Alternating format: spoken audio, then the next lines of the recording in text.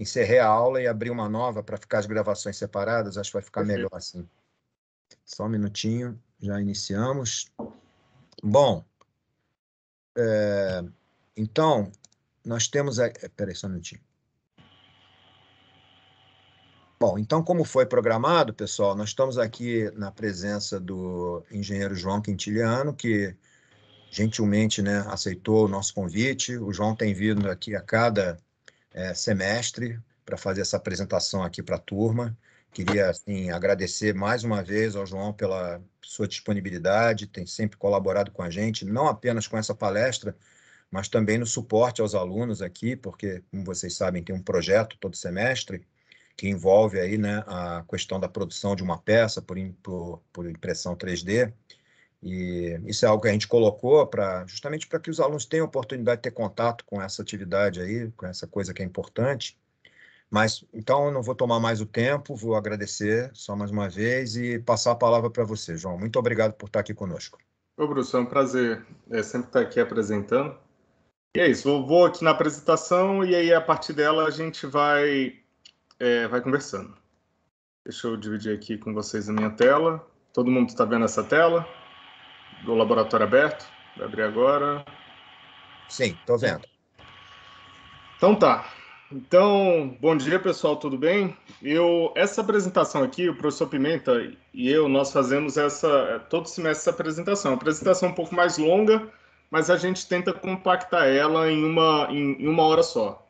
E aí eu acabo falando um pouco rápido, então sintam-se à vontade para interromper, se tiver alguma dúvida em algum momento, vocês interrompam a apresentação, que eu tiro a dúvida, e no final, havendo mais alguma dúvida, a gente responde. Mas eu vou tentar fazer ela aqui de uma maneira que fique claro para todo mundo. Tudo certo?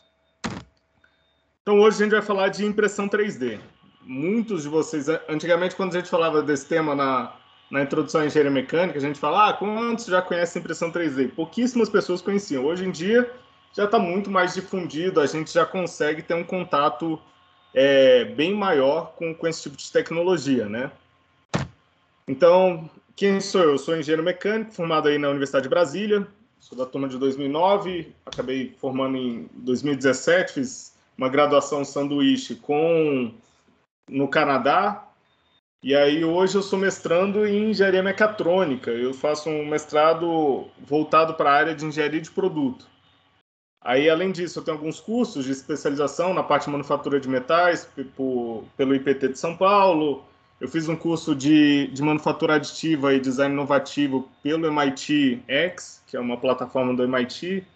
Sou um dos fundadores do Laboratório Aberto de Brasília, que eu convidei o professor Pimenta, não conseguia organizar uma agenda, mas ele fica no ULEG, que é 2 prédios ao lado da Faculdade de Tecnologia. Então, você tem a Faculdade de Tecnologia, que se estende até o Laboratório de Engenharia Civil, você tem o Bloco G, que é onde fica a sala do professor Pimenta, em seguida você tem o ULEG, que é um prédio relativamente novo na UNB, e lá está localizado o Laboratório Aberto de Brasília.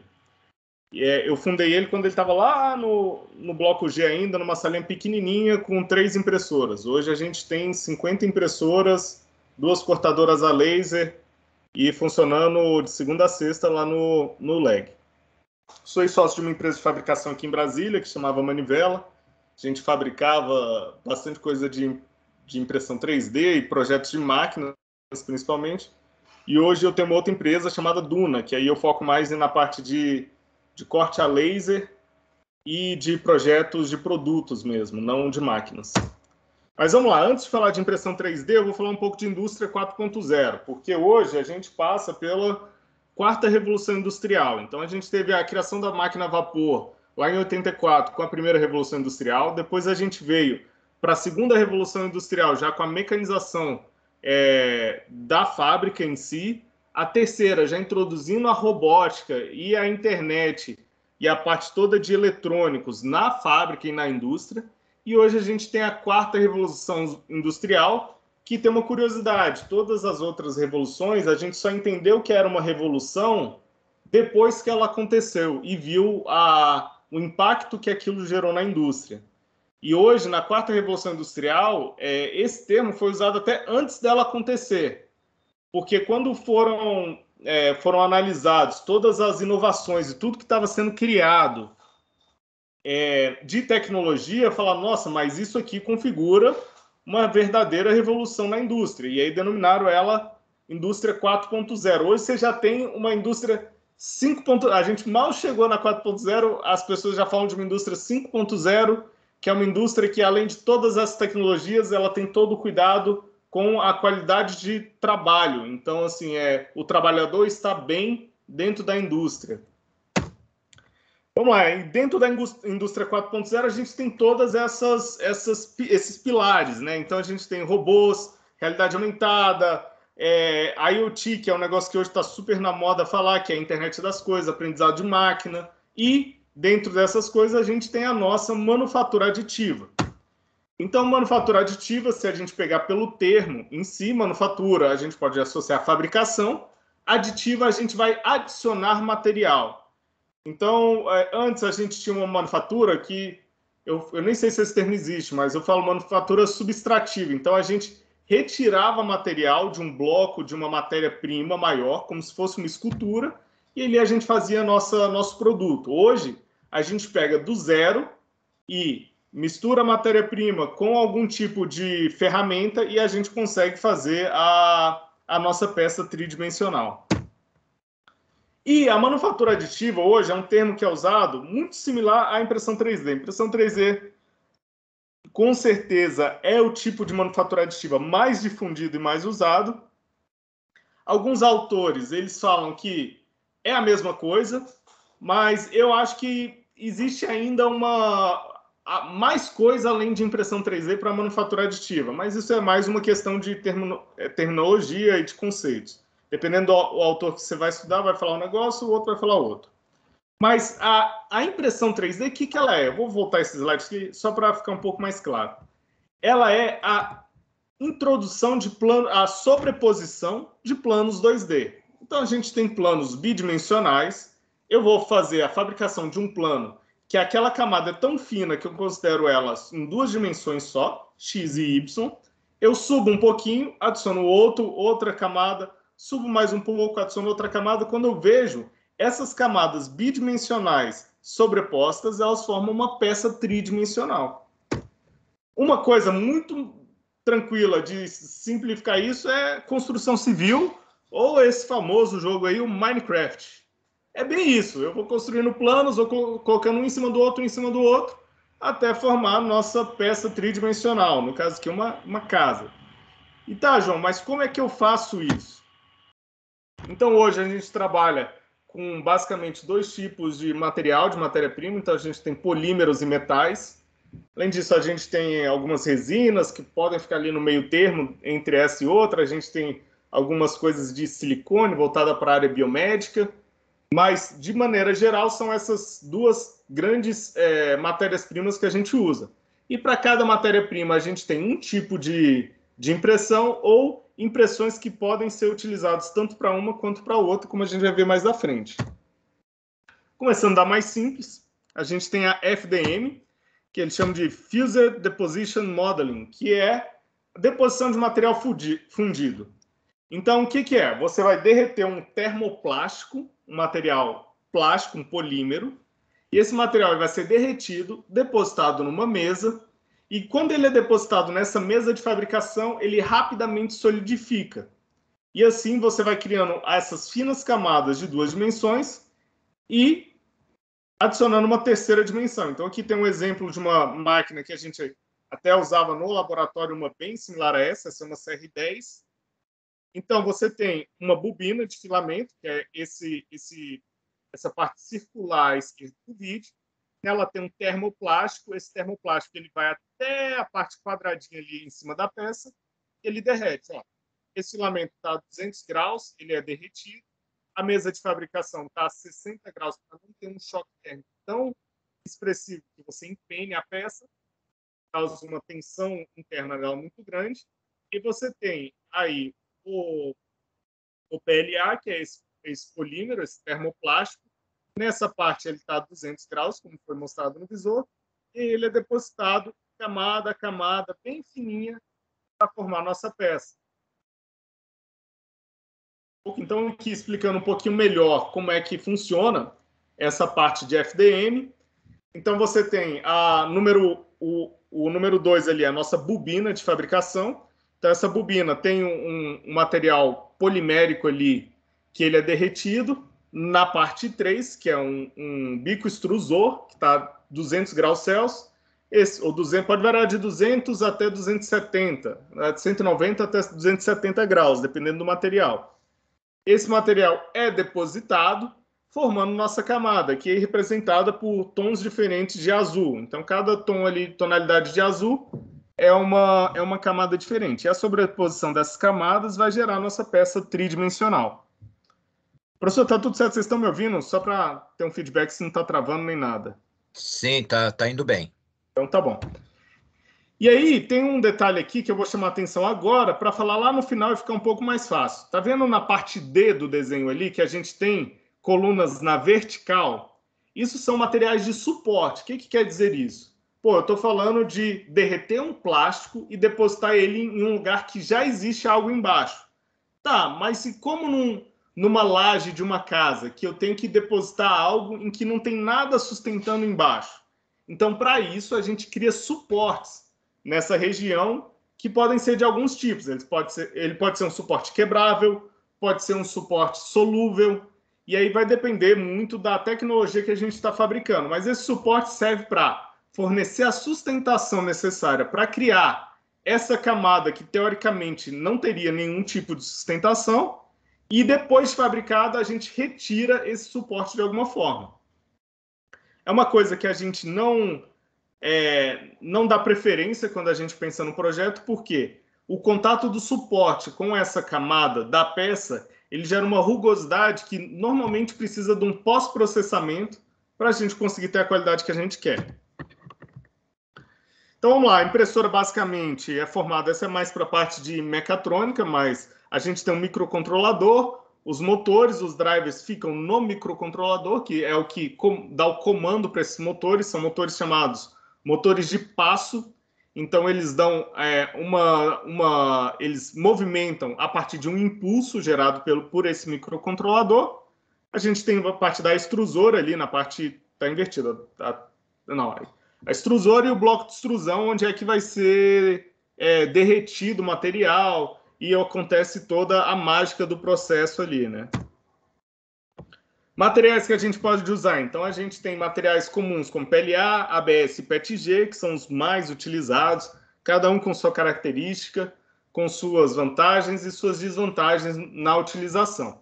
Além disso, a gente tem materiais mais específicos, que aí você tem o ASA, que é um material para a parte externa, quando vai ficar num jardim, vai ficar exposto ao sol, chuva, e isso constante. Então, a gente tem esses materiais especiais. Tem o Tritan, que aí já é um polímero com uma resistência mecânica superior. Então, dependendo da aplicação, a gente opta por trabalhar com ele. E alguns materiais especiais. A gente tem material que simula madeira, material que simula granito. Então, a gente tem com carbono dentro. Hoje, o meu mestrado é em cima disso aqui. Então, eu faço um estudo de grafeno e polímero. E no mestrado, a gente está tentando integrar as duas coisas. Então, fazer um filamento dopado com grafeno para a gente aumentar a resistência mecânica. Mas, ao contrário de usar um material especial, a gente pega um material simples, como o PLA ou ABS, ou o PETG, e aí a gente adiciona esse grafeno nesse material e ali a gente melhora muitas características mecânicas do material. No MIT, eles conseguiram fazer uma estrutura que ficou mais forte que o aço nessa composição grafeno-polímero, mas eles não falam como eles fizeram. Mas estamos aí nos estudos, artigos, para tentar entender.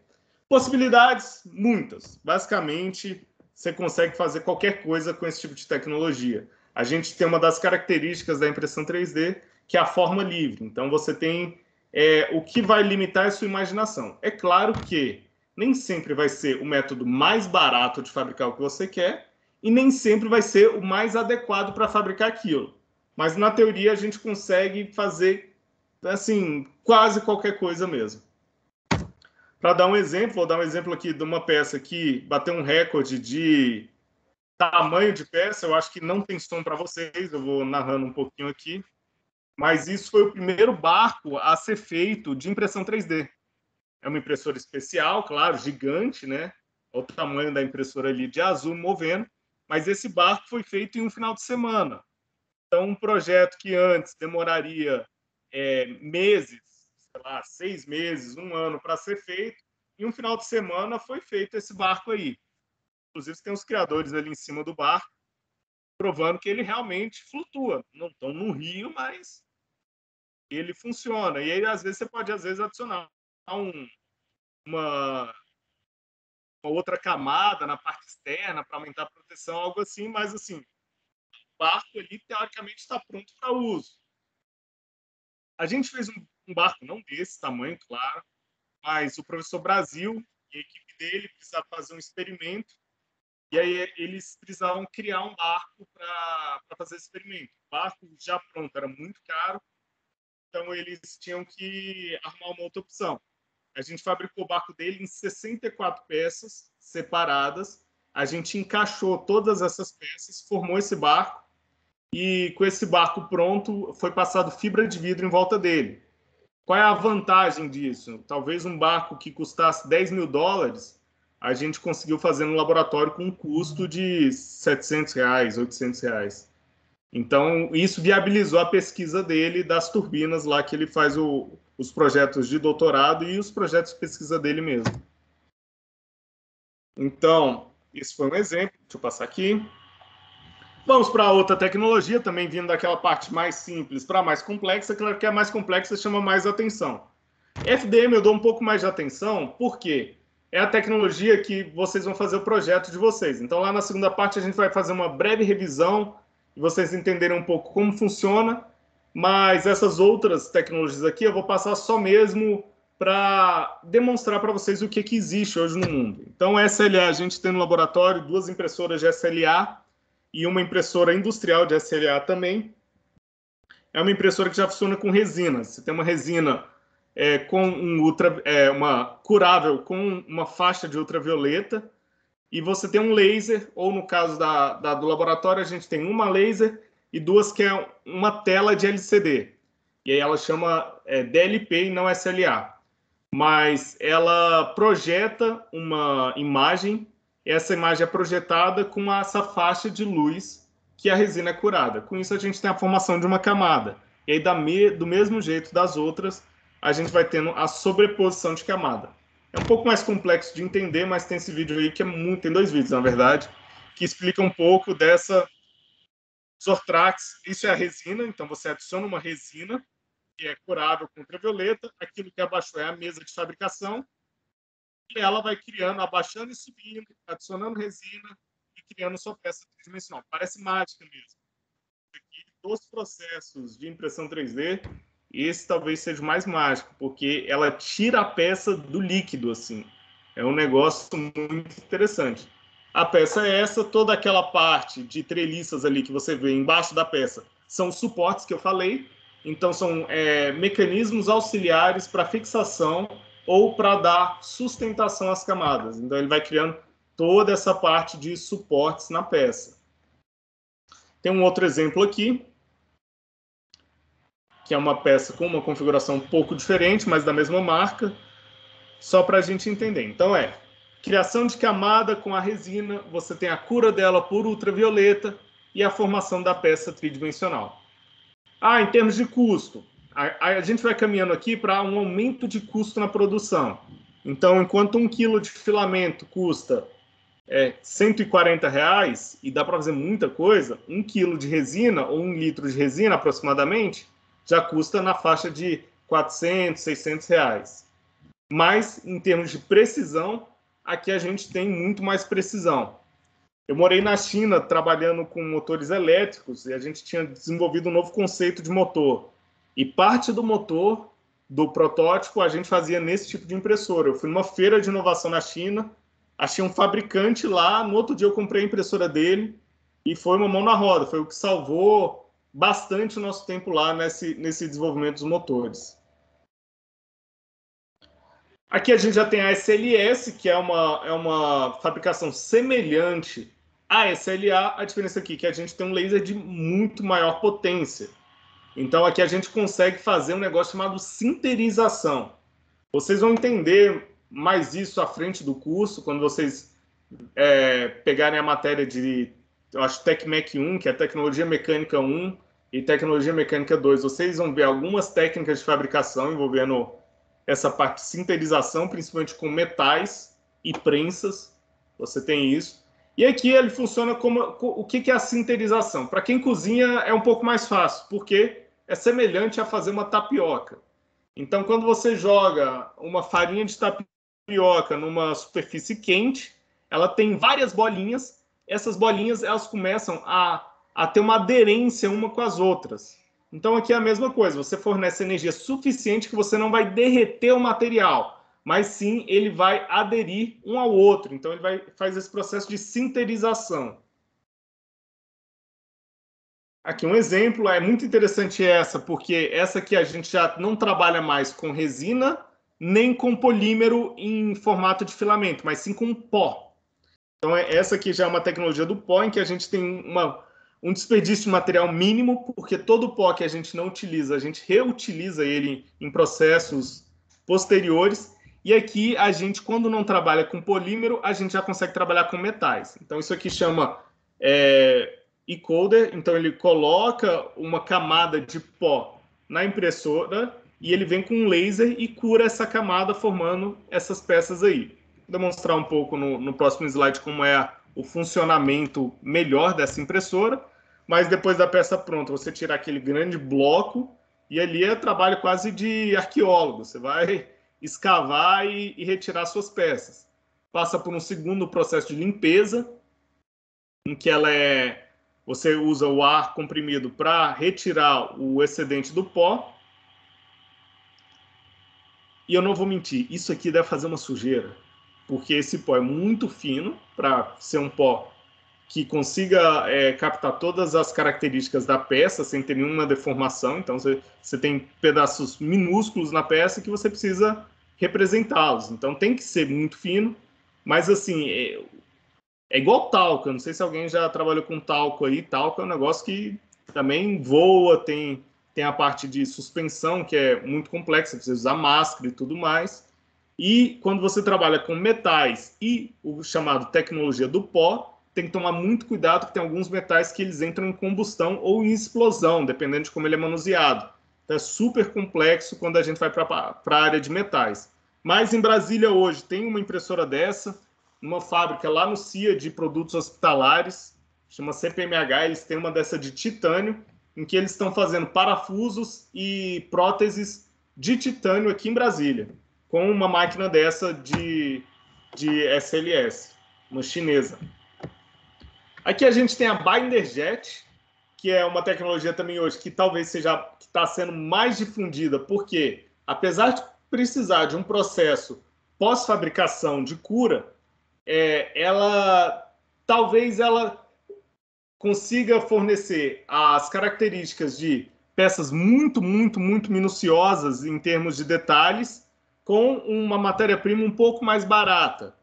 Então, aqui a grande pioneira dessa tecnologia é a HP, que já tem toda a parte de inkjet, que é esse gotejamento de tinta das impressoras. Então, ele migrou essa tecnologia para a impressão 3D. E aí a gente tem a tecnologia de BinderJet. Eu vou ter um vídeo explicando, mas basicamente como funciona. Você tem uma mesa cheia de polímero, uma mesa sem nada. E aí você tem um rolo chamado recoater, que esse rolo ele vai espalhando essa camada de polímero na mesa vazia. Você tem um bico de injeção de tinta, ou de binder. Binder, em português, é aglutinante. Então, é algo que vai fazer as partículas se aglutinarem. É como se fosse uma cola. Então, você vai depositar essas partículas, essas gotas, na peça. A peça vai criando forma, você vai adicionando camada sobre camada, até formar a nossa peça. No final, você tem uma peça feita com cola, então não é uma peça resistente, eles chamam de green part, é uma peça verde. Essa peça você vai pegar ela, vai colocar num forno, e no forno o aglutinante ele vai sair e as as micropartículas, as bolinhas de polímero ou de metal que você tem, elas vão sinterizar, assim como no processo SLS, como eu tinha falado. Aqui tem um vídeo explicativo dela, inclusive da HP, para peças de metal.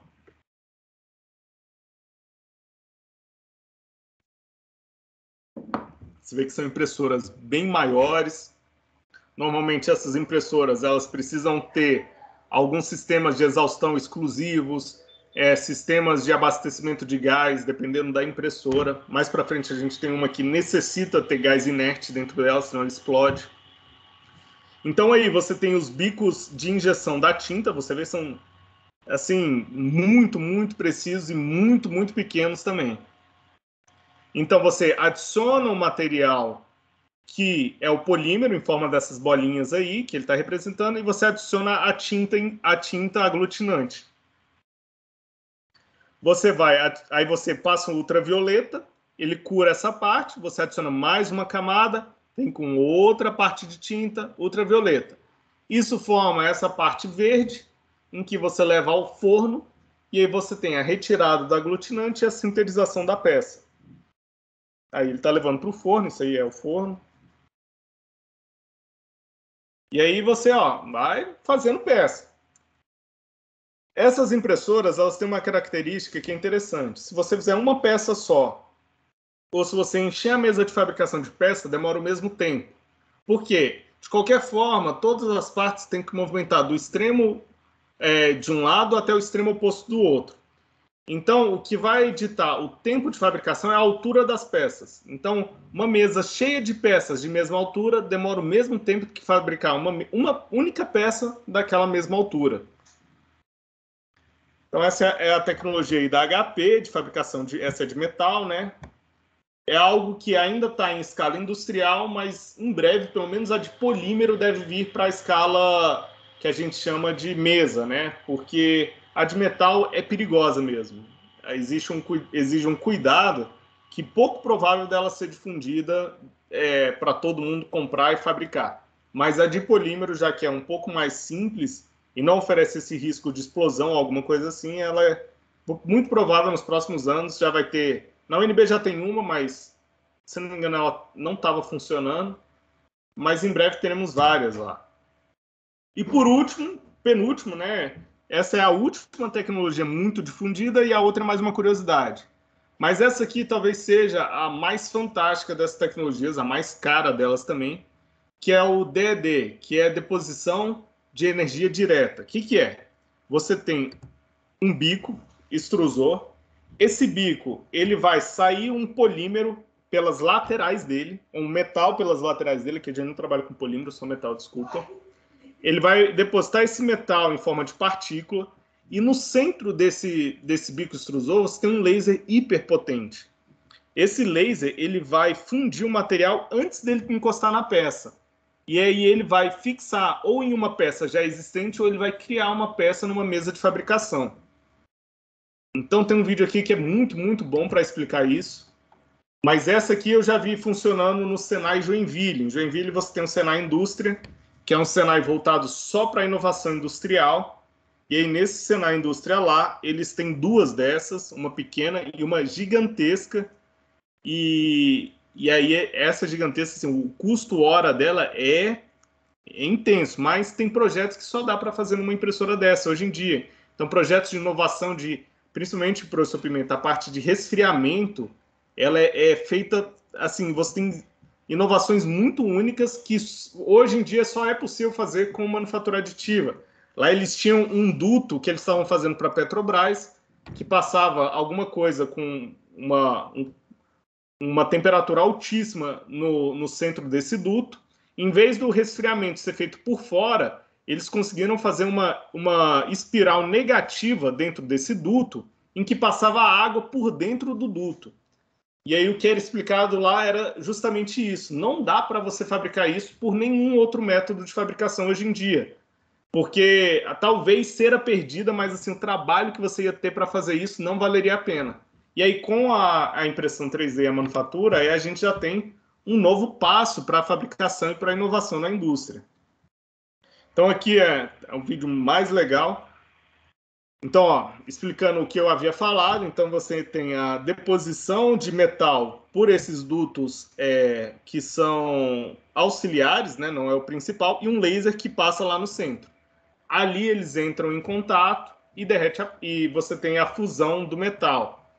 E com isso você vai fabricando. Isso associado a máquinas que vão além do movimento tridimensional de XYZ, mas até em coordenadas polares, com vários eixos de movimentação, aí você chega a um grau de variedade de peças que você pode fazer ilimitado. Então, aí, por exemplo, você já tem uma que fabrica, ele consegue inclinar a peça, tem algumas outras que fabrica reto, vai inclinando, vai mudando, fazendo verdadeiras, quase uma obra de arte da engenharia mecânica. Essa aí, por exemplo, olha que... Não, gente, isso aí isso é o ápice da tecnologia. Muito, muito interessante. A SpaceX está lançando foguete. Tem um foguete deles que é feito com essa tecnologia.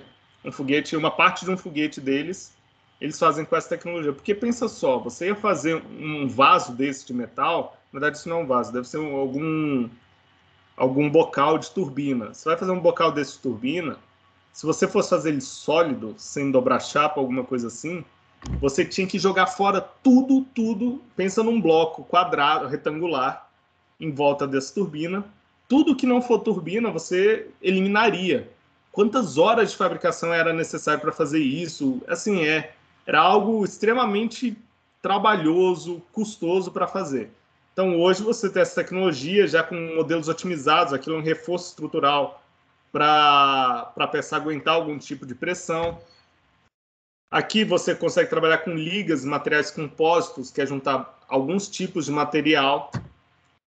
E, professor, semestre passado eu tinha ficado devendo, esse é o modelo do Boeing 787, que naquele curso que eu fiz lá no MIT eles apresentam esse exemplo.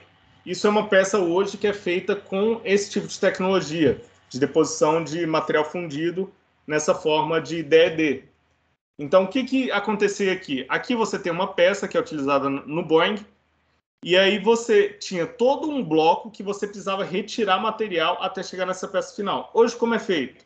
Você faz a peça com uma certa sobra de material para você dar o acabamento. Você pega esse bloco aqui, coloca numa CNC, que é uma máquina mais convencional de retirada de material, e aí você tem o acabamento da peça para ela ficar dessa forma. A vantagem, você pegou disso aqui e transforma nisso. A quantidade de material que você precisa retirar é mínima. A mesa você reutiliza em outro processo, em outra fabricação. Você corta a peça aqui e reutiliza a mesa. Agora, em compensação, a fazer um bloco gigantesco aqui, retirar material desse bloco até chegar nessa peça, então, assim, a redução de custo vale a hora máquina de operação. E essa aqui, que talvez não seja tão difundida, mas é muito interessante, é a fabricação por papel. Aqui a gente tem a mesma ideia de sobreposição de camadas, só que aqui a gente tem uma parte que adiciona cor nesse papel e uma outra parte que você corta o papel e gruda esse papel. E aí você tem a formação de peças já coloridas. Então a peça ela já sai pronta. Você tira ali, você tirou ela do miolo do papel, ela sai prontinha para exposição, para o que for, que uma maquete, você tem ferramentas, tem que uma peça de ensaio mecânico. Então aqui uma explicação aqui bem breve desse tipo de tecnologia, um pouco assustadora, dependendo do projeto que você for fazer. Mas ó, isso aí tudo são peças fabricadas com esse tipo de tecnologia.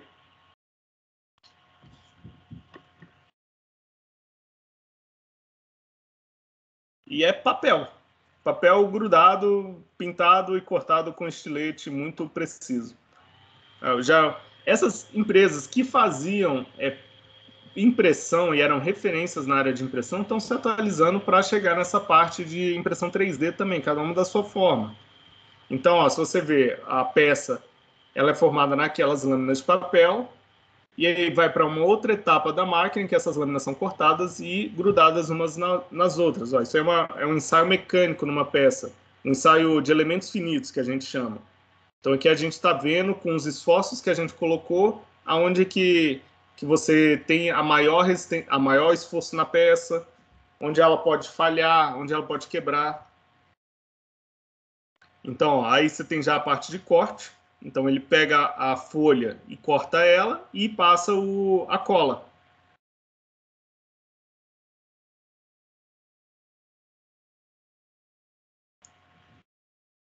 E aí, no final, você só tira a peça daquele miolo ali.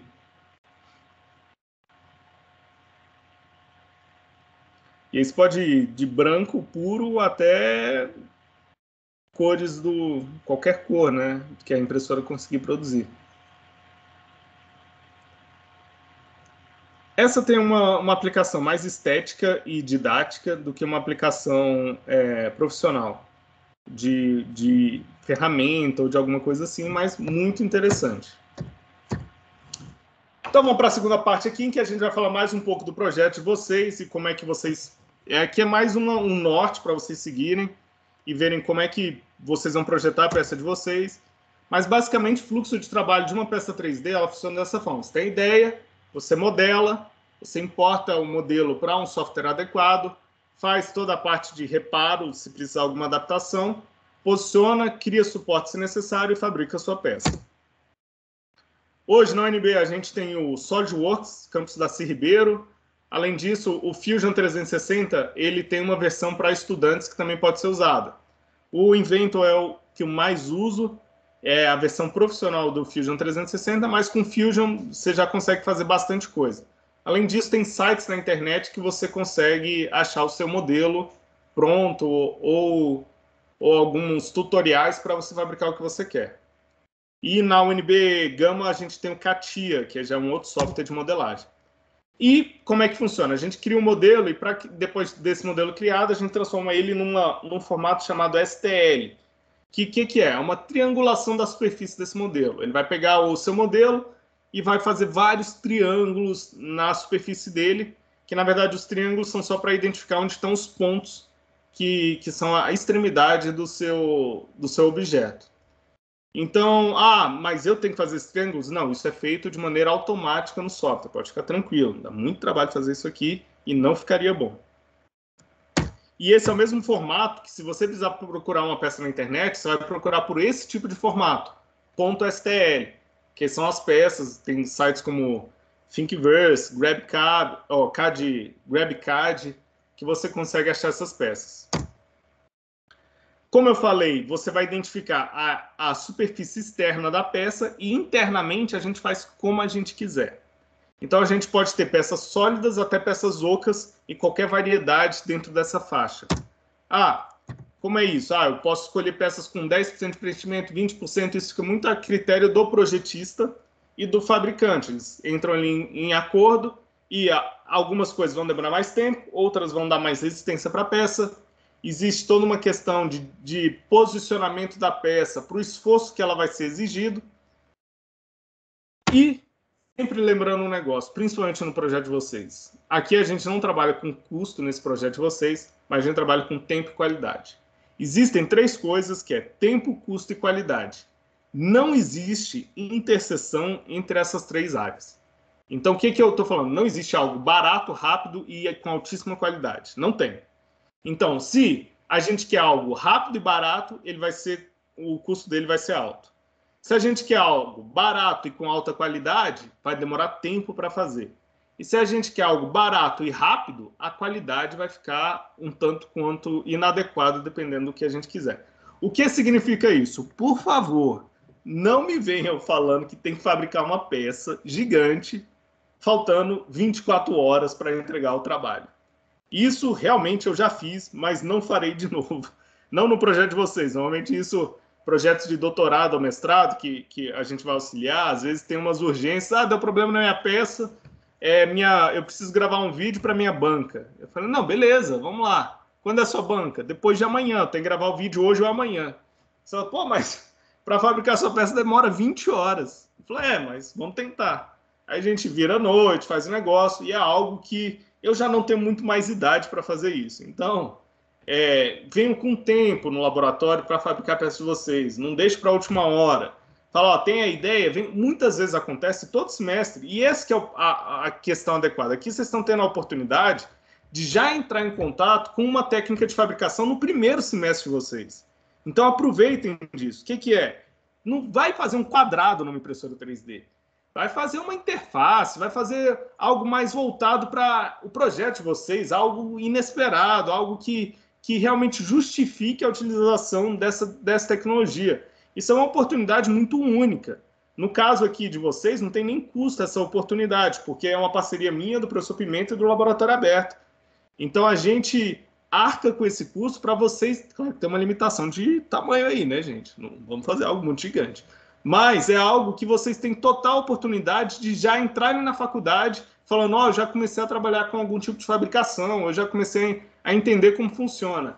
E quando vocês trazem um projeto, é muito comum a gente conversar para entender a aplicação, entender se aquilo é a melhor coisa que dá para fazer, se aquele jeito que vocês estão pensando em fabricar é o melhor jeito. Então, essa troca de informação, eu aprendo muito quando vem as ideias muito doidas assim, e quando vem algumas ideias boas também, a gente aprende muito. E vocês também têm a oportunidade de aprender comigo alguns macetes assim de fabricação mesmo. Falar, ó, eu quero fazer isso, eu quero aplicar em tal lugar, eu quero fazer desse jeito. Como é que faço? Então, não desperdice essa oportunidade. Essa é a minha dica aí. A gente trabalha com resolução e impressão 3D, então hoje nas impressoras a gente varia de camadas de 0,05 milímetros até 0,3 milímetros. Lembrando essa questão do tempo e qualidade, quanto mais fina a camada, eu vou precisar de mais camadas para fazer o mesmo tamanho de peça. Isso vai demorar mais tempo. Em termos de material, não gasta muito mais material, não, mas tempo consome muito mais tempo.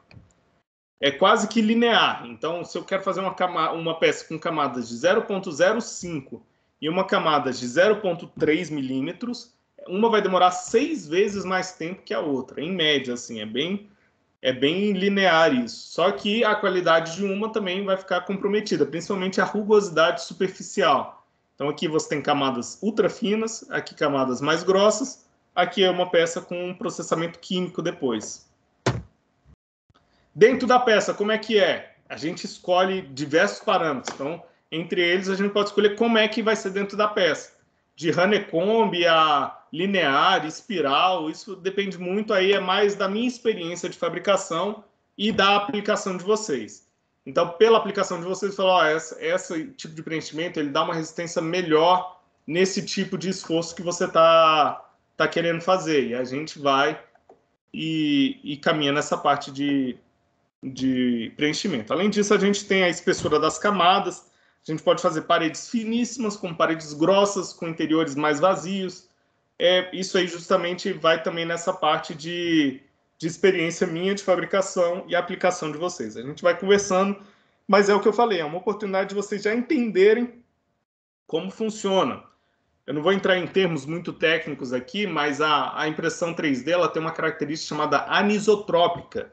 O que quer dizer isso? Ela tem diferentes resistências dependendo da direção do seu esforço.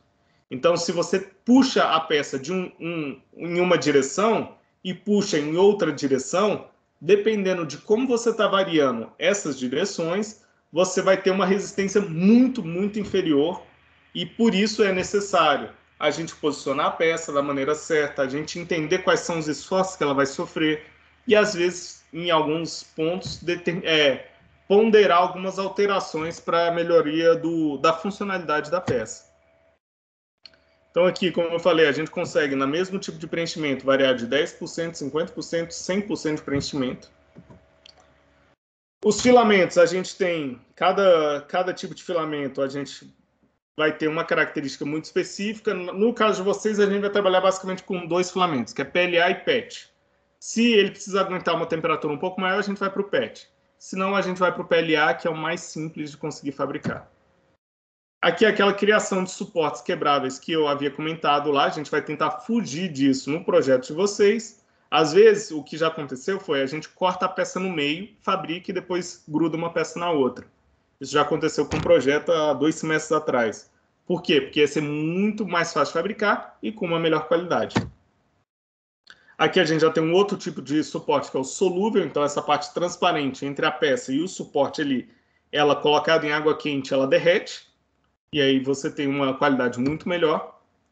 E por fim, para finalizar aqui, tem 2 vídeos, eu vou passar um só, que talvez seja o vídeo mais interessante, que eu acho que é o mais próximo da gente ver funcionando, que é feito hoje na Rússia. Em Brasília tem uma empresa dessa chamada Innova House.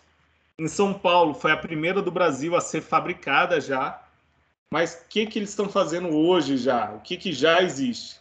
Existe a fabricação de casas com uma impressora 3D de concreto. Então essa casa aí, por exemplo, em São Petersburgo, foi feita em um dia. Então você tem uma impressora de concreto que adiciona material.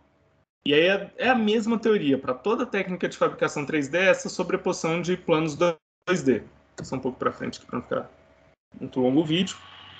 Tem um depoimento pessoal aí falando: nossa, essa tecnologia é incrível. Eu nunca imaginava que isso poderia acontecer. Então, esse foi o primeiro protótipo dela sendo feito, em que você fazia moldes internos e depois você levava isso para fora e começava, como se fosse um Lego, encaixar esses moldes, até o ponto em que, vamos fazer a casa toda de impressão 3D contínua, quase. Então, você fabrica a casa, você adiciona janelas, telhado, laje, tomadas, isso tudo depois fabricado. Isso aí é quando você fabricava lá e transportava. E aí, por fim, a gente chegou nessa impressora. A gente não, eles, né? Chegaram, né? A gente como humanidade. Chegou nessa impressora aí que fabrica essa casa em um dia. Então, vai adicionando concreto, camada a camada. Imagina, um negócio que era feito, às vezes, por 20 ou 10 pedreiros para fazer uma casa, demorava 6 meses. O cara chega com uma impressora dessa, em um dia ele faz sua casa, aí vai precisar do pessoal só do acabamento. Então, fazer piso, na verdade, o contrapiso você já faz, aí é para acabamento. Então, um negócio que antes demorava anos, ou um ano, vamos supor, com 20 homens trabalhando lá, talvez demore poucos meses com 5, 6 pessoas trabalhando na obra. Ó, aqui ele fala. Ele fala o custo também é muito reduzido. Então, o próprio Senai, ele fala que a maioria das profissões que existem hoje vão deixar de existir nos próximos 15 anos. E essas profissões, não é que vai ficar todo mundo desempregado, não. Outras profissões entrarão no lugar. Então, um cara que era especialista em passar conduíte dentro de encanamento ou fazer isso, parte elétrica numa casa convencional, ele vai ser especialista em parte elétrica em impressão 3D, em como é que fixa piso nesse tipo de impressão, como é que fixa azulejo, e fazer a parte de isolamento térmico, isolamento acústico. Então, hoje, coisas que são até raras de se ver na construção civil passarão a existir também. Então, se ele coloca, parece uma espuma expansiva, né, que eles chamam de poliuretano, não chamam não, é a composição química dela, em que ela dá essa vedação térmica, né? A gente está falando de São Petersburgo. Se for, eu já passei por menos 54 graus, é horrível. Então, eu imagino que lá na Rússia deve ser algo similar a isso. E aí a gente tem a fabricação da casa. Então, aí ele faz os cálculozinhos, quer vender o peixe também, né? Quer falar, é muito melhor que qualquer tecnologia existente. Tem os prós e contras. Eu fico imaginando fazer uma reforma numa casa dessa não deve ser possível, porque se você quebrar uma parede, toda a parede é estrutural, então não tem como quebrar a parede. Então é isso, tem prós e contras, mas com certeza isso vai ser algo que será visto muito em breve aqui no Brasil. A gente tem uma questão complexa que é a temperatura, e o concreto colapsa com nossa temperatura ambiente. Está vendo que está tudo cheio de neve em volta? É fácil. A água congela, aquilo fixa até o concreto curar. Na nossa aqui, ele colapsa, ele meio que derrete. E aí isso não tem uma aplicação tão fácil de ser feita, mas já está sendo feito no Brasil. Aqui tem um outro vídeo, eu não vou passar ele não. Ele é mais algumas tecnologias futuras aí, que estão sendo feitos, inovações em material. Isso é como se fosse uma CNC. ou novos materiais que estão sendo aplicados, aonde está sendo, ó, ele traz uma outra tecnologia de casa, tênis, roupa, e aí o que você imaginar de que está sendo feito na impressão 3D, eles estão fazendo. Isso aqui não é bem impressão 3D não, mas até comida eles estão tentando simular com isso. Parte biomédica, de osso. Eu quase saí da graduação para o doutorado no Texas para fazer osso de impressão 3D. Acabou que eu não consegui bolsa, não fui. Mas, assim, algo que também já está sendo muito, muito pensado em fazer. E é isso, gente. Alguém tem alguma dúvida? E se tiver, a gente tem mais, professor, acho que mais 5 minutos aí de aula, eu posso tirar alguma dúvida. Vocês têm acesso hoje ao ULEG, que é esse bloco que eu expliquei para vocês, entre o postinho da UNB e o bloco G. Eu não sei como o acesso está tão livre, mas os laboratórios estão funcionando, então eu imagino que tenha um certo grau de acesso lá. Eu só vou pedir para, se vocês quiserem visitar o laboratório, não vão 3 grupos de uma vez, porque aí fica um pouco complexo de colocar esse tanto de gente dentro do laboratório, ainda mais nessa nova variante aí, é um pouco arriscado. Mas se vocês quiserem fazer pequenos grupos e me mandar mensagem, professor Pimenta disponibiliza meu número para todos. Vocês quiserem mandar mensagem, falar, João, a gente queria conhecer a impressão 3D, como é que funciona, vou ter o maior prazer do mundo em levar vocês para o laboratório, a gente vai, visita, olha a máquina funcionando e agenda isso bem certinho, tá? Só não apareçam lá sem falar, porque aí eu não consigo organizar. Às vezes aparece 10 pessoas, eu estou dando um treinamento e tem um cliente lá, aí fazendo um projeto, algum outro pesquisador. Então me manda mensagem, a gente consegue organizar perfeitamente para todo mundo conhecer. Ok, João, obrigado. É isso, professor, eu vou finalizar a apresentação aqui, então. Tá bom. O pessoal colocou algumas mensagens aí no chat, não sei se você consegue. Não vi, mas eu posso olhar aqui. Tem algumas perguntas também. E, pessoal, fique à vontade, se alguém quiser abrir o microfone também, ou levantar a mão, aproveitar esse tempinho que resta. Tem pessoal que levantou a mão aqui, né? Pode falar, o Dimitri está com a mão levantada. Eu queria só fazer uma mera contribuição à sua apresentação. Quando você estava falando das impressoras de metais, você citou a CPMH, né? Eu já trabalhei no CPMH, eu era operador CNC lá, operei a Renishaw, que era a impressora deles. E, mano, que nem você falou, uma tecnologia muito avançada, muito boa. Porém, contudo, entretanto, toda peça impressa lá precisa de um pós-processamento. A contribuição que eu tenho para dar é que depois que uma peça é impressa em aço, numa tecnologia igual a essa, ela precisa passar por uma série de tratamentos. Um tratamento térmico e depois um pós-processamento, que seria o acabamento ou uma reusinagem da mesma peça. No caso, a gente imprimia próteses altamente leves e resistentes, que não tinha quase nada de material. Mesmo assim, a gente ainda tinha que levar ela para a usinagem. Pra você ter ideia, tinha que fazer uma rosca, tinha que fazer 4 roscas M2 em uma das próteses. M2, PCI. E depois dar acabamento nessa peça, deixar ela polida com uma rugosidade próxima de 1. Tem ideia? Então, mesmo assim, cara, é uma tecnologia muito boa, muito avançada e é a única da América Latina. Quem tiver interesse de conhecer a CPMH, recomendo. É uma empresa altamente tecnológica, tecnologia muito boa. Tem impressora de resina, tem impressora de filamento, tem impressora de titânio. E o que mais eles fazem propaganda lá é justamente do titânio. Titânio em pau pega fogo. É muito massa.